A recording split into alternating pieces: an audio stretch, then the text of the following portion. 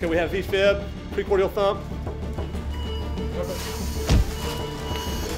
On December 27, 2008, 52-year-old police officer Ken Kirby was putting away Christmas decorations when he experienced severe chest and arm pain.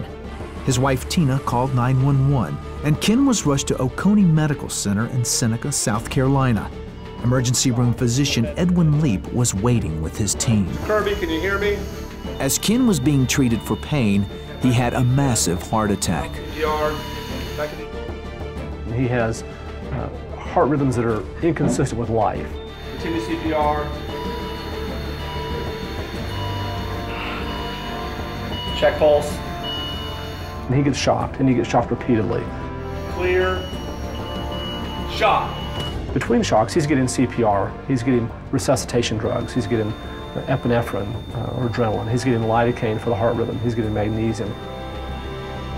We give him the thrombolytic drugs, he remains in cardiac arrest. And this goes on and on and on with, I think, I counted 11 episodes of defibrillation. Charge. Clear. And shock. Tina was by her husband's side until he went into cardiac arrest, and she was asked to leave. I'm taken back out of the room into a hallway that is filled with 50-plus people.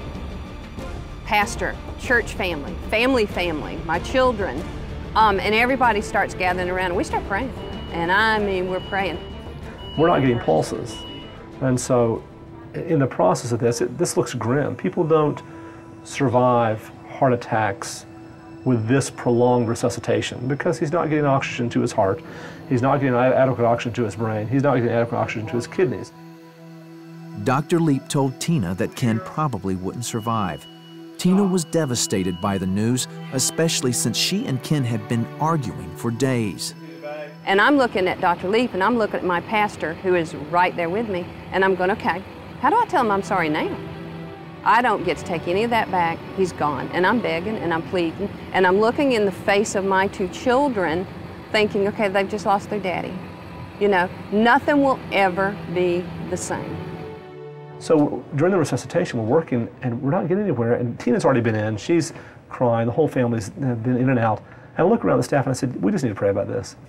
Now, there was no moment when we all dropped to our knees. There was no moment when we stopped doing anything. But I know in my heart that they did, because there's some great folks in that room, and they did. They may have whispered one prayer, they may have been praying the whole time. I did. I don't know. I don't know what they did. I know I prayed, but we just continued to work. Continue CPR. Over 45 minutes passed, and Ken still didn't have a pulse. Then finally, I've got a pulse. He has a pulse. We go back in, and we take the bedside ultrasound and look, and he has some cardiac activity. He's got a little squeeze there, a little pump. Not a lot, his blood pressure's low, but he's got something. I believe that that was the moment that all those prayers out in the waiting room, God just went, okay, and he just reached down and touched. Dr. Leap and his team did everything they could before sending Ken to a Greenville area hospital for emergency surgery. Ken was as stable as we could get him. He goes to Greenville, and we all, we're happy that we had some success, and we're thankful and we're excited, but we really, most of us have done this a long time. We're not holding out a lot of hope for a good outcome. Family and friends continued to pray as surgeons worked for 3 hours to remove a blockage in Ken's heart. Afterward, the only thing to do was wait.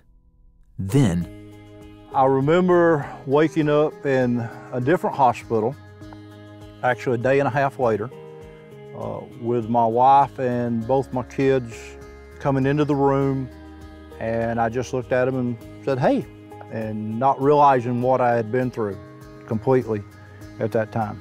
This is a man who the day before had been cyanotic, bluish purple from the chest up, with a very long resuscitation, 45 minutes, something like that, of CPR, and he's up the next day talking. It's incredible. It's an incredible story. Ken was released from the hospital in only 9 days and returned to duty much faster than expected. Dr. Leap, a Christian, loves to tell people about Ken's amazing story. This is a person who, by all standard measures, should have died, and he didn't. And not only did he not die, not only did he physically survive, he mentally survived and was talking the next day. I can't imagine that this was anything other than divine intervention. Now, were we part of that because we prayed? I think we were. Were we part of that because we worked hard and believed that there was something happening here? Yeah. Made me appreciate my husband. It truly did help me learn that there's a whole lot of things out there that we need to be concerned about, but we need to quit sweating the small stuff and to really appreciate our soulmates and our loves and our families and what God truly has given us. I realize, and my family realizes, that without the prayers that were going on in that hospital for me at that day, I would not be standing here right now. I'm one of God's modern-day miracles.